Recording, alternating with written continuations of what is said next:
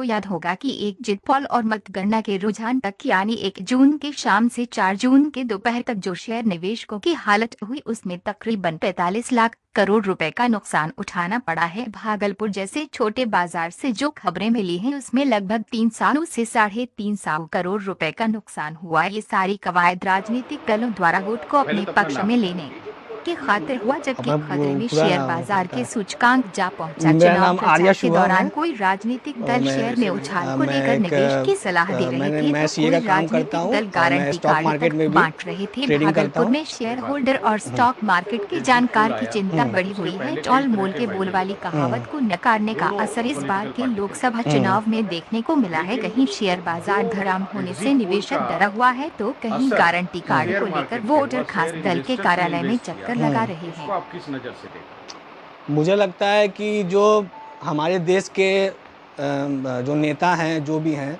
उनको बहुत सोच समझ के अपने वर्ड्स को यूज़ करना चाहिए, क्योंकि लोग जो स्टॉक मार्केट है वो सेंटीमेंट पे चलता है।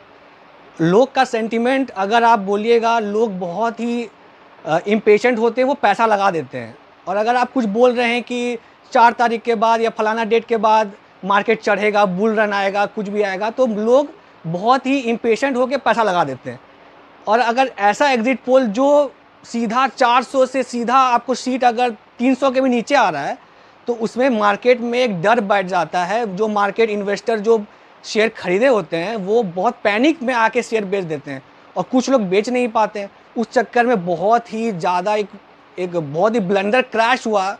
फ्राइडे के जो लास्ट ट्रेडिंग सेशन था उसमें 20 लाख करोड़ रुपया मोटा मोटी एक लॉस हुआ, वेल्थ डिस्ट्रॉय हो गया है नेशन का।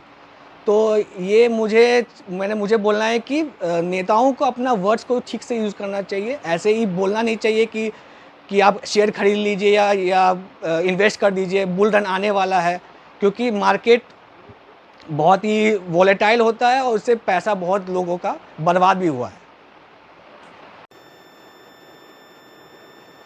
उत्तम जी, एक बात बताइए, 1 तारीख को आखिरी वोटिंग हुआ जी, उसके बाद जो सर्वे एजेंसी ने चीज़ों का प्रिडिक्शन करना शुरू किया वो क्या था?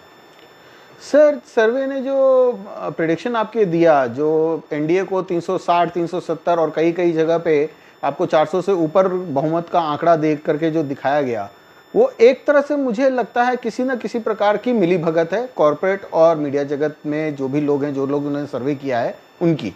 इन्होंने उसके थ्रू स्टॉक मार्केट में पंप एंड डंप का काम किया है। पंप मतलब मार्केट को इतना बढ़ा दो कि पब्लिक को लगने लगे कि इसके बाद मार्केट और ऊपर जाएगा, और जैसे ही पब्लिक को, रिटेल पब्लिक को लगने लगे, क्योंकि क्या हुआ कि 1 तारीख को सब इलेक्शन रिजल्ट का वेट कर रहे थे, तो मार्केट में पैसे लगाने वाले लोगों ने कैश करके रखा था, ये मार्केट को पता था। अब ये कैश तभी लगता जब मार्केट इतना बढ़ जाता कि लोगों को लगता कि अगर हम नहीं लगाएंगे, जिसको हम लोग फोमो बोलते हैं, फियर ऑफ मिसिंग आउट, तो वहां उस कैटेगरी को बनाया गया। वहां पे पब्लिक का एग्जिट पोल के थ्रू, ये एग्जिट पोल के थ्रू कि अब तो सरकार आएगी ही आएगी। मतलब कि आप जब 270, 370 और 400 देख लेते हैं तो आप ये मान के ही चलते हैं कि भैया कितना कम हो जाएगा। अरे बहुत कम होगा तो भी बीजेपी अपने बहुमत पे सरकार बना ही लेगी।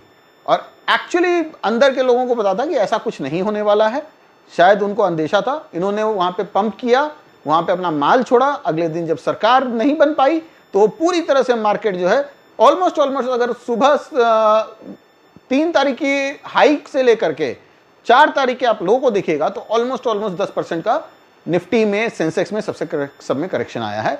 और लगभग 30 लाख करोड़, सिर्फ हम लोग अगर आकलन करें 30 लाख करोड़ का नुकसान भारतीय इन्वेस्टरों ने झेला है। ये इसमें कॉर्पोरेट की मिलीभगत? सर बिना उनके मिलीभगत के ये काम नहीं हो सकता, बिना उनके जानकारी के ये काम नहीं हो सकता, क्योंकि बड़ा फंड डालना और बड़ा स्टॉक छोड़ना, ये दोनों काम ही बड़ी कॉर्पोरेट ही कर सकती हैं।